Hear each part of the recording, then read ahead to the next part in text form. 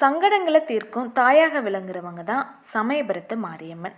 கிருஷ்ணாவதாரத்தில் கம்சனோட தங்கச்சி தான் தேவகி. அவங்களுக்கு பிறக்கிற ஆண் குழந்தையால் தனக்கு அழிவு உண்டாகுன்றதை தெரிஞ்ச கம்சன் தேவகியையும் அவரோட கணவரையும் சிறையில் அடைக்கிறாங்க. அவங்களுக்கு பிறக்கிற குழந்தைகள் எல்லாத்தையுமே கம்சன் கொலை செஞ்சிட்றாரு.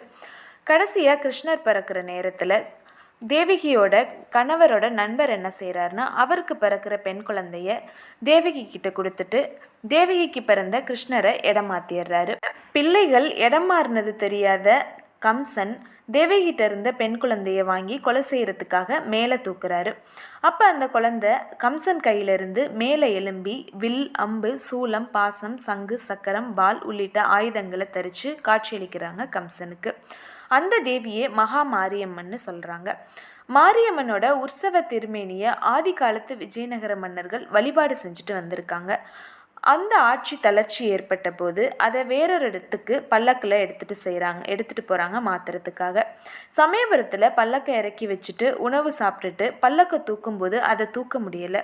அதுக்கப்புறம் விஜயநகர சொக்கநாதர் கண்ணூரில் தனி கோயில் அமைச்சு அம்மனை பிரதிஷ்டை செஞ்சு வழிபாடு செஞ்சதாக கூறப்படுது.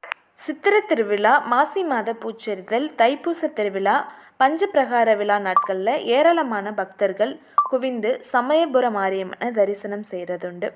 ஒவ்வொரு வருடமும் மாசி கடைசி ஞாயிறு முதல் 28 நாட்களுக்கு சமயபுரம் மாரியம்மன் பக்தர்களுக்காக உலக நன்மைக்காகவும் பச்சை பட்டினி விரதம் மேற்கொள்கிறதா ஐதீகம். இந்த நாட்களில் அம்மனுக்கு தளிகை நெய்வேத்தியம் கிடையாது. துள்ளும் மாவு, திராட்சை, ஆரஞ்சு, இளநீர், பானகம் மட்டும்தான் படைக்கப்படுது.